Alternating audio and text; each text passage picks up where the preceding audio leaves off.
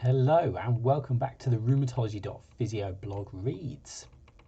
It's been a little while since I've done these, with a little change of pace into increasing the numbers of live streams through chewing it over and some quizzes and other bits and bobs that I've been doing, podcasts and such.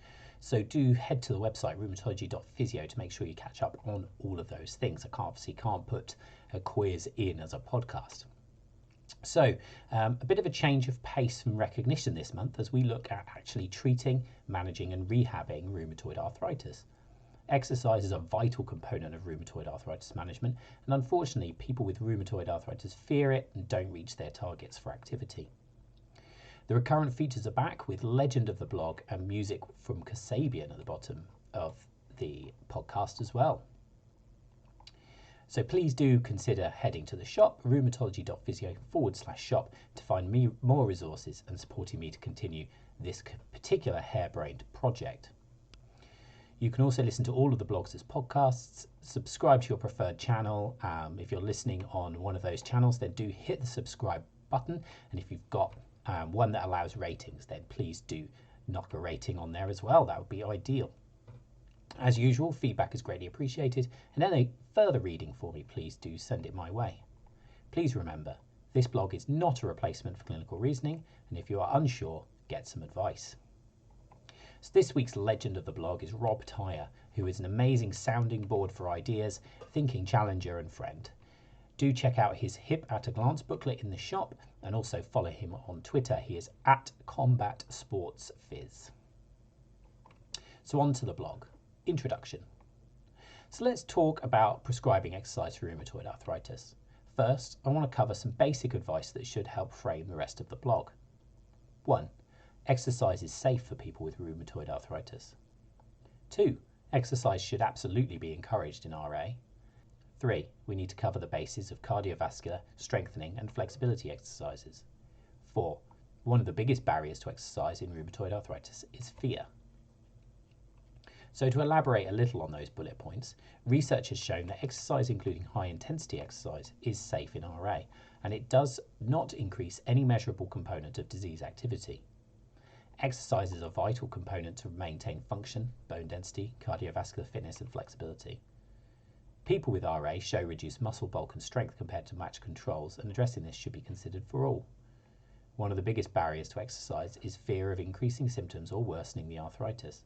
We must work hard to ensure we are reassuring people that this is not the case, and individualising the programmes appropriately and taking care of the narratives that they are taking away from our sessions. Components.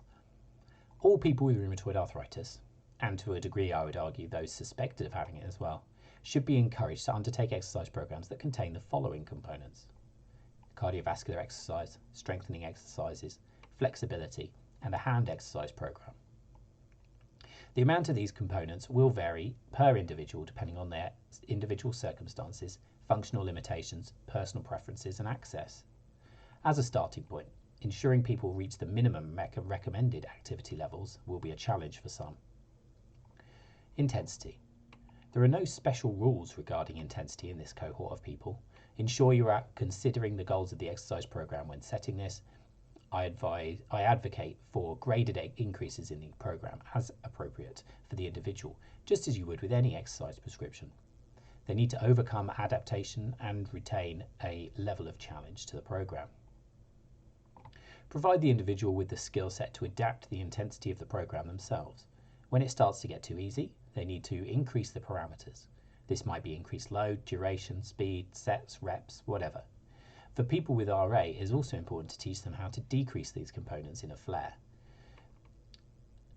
Allow them to continue with a modified version of the programme while their symptoms settle down. It's not that exercising through a flare is problematic per se, but it will feel pretty damn awful. Other options are, of course, to exercise around the flared joints. Variation. Similar to above, ensure the person has variation within their programmes. Accommodation is one issue, but so is boredom, plus the ability to pick and choose components to suit any flared joints or other issues which allow them to continue a programme despite these hurdles. Individualisation. Ask the person what they would like their programme to consist of and generate options relating to that. Gym goers are relatively easy to set a program for, but consider those whose main activities are walking the dog or gardening or something else. How can you adapt these to include 4 components discussed at the start of the blog? Some ideas I have implemented in the past. Adding a weighted backpack during activities, graded increases in duration or speed of dog walking, incorporating heavier jobs into gardening. All these components can, again, include graded increases to continue to challenge the individual. Function. If someone presents with a functional deficit, provide them with exercises to try and improve that function. Considerations. While there is no increased danger to a rheumatoid arthritic joint from exercise, we still need to consider the repercussions. We know that it is normal to get soreness, especially after starting a new activity, and people should be counselled on what to expect.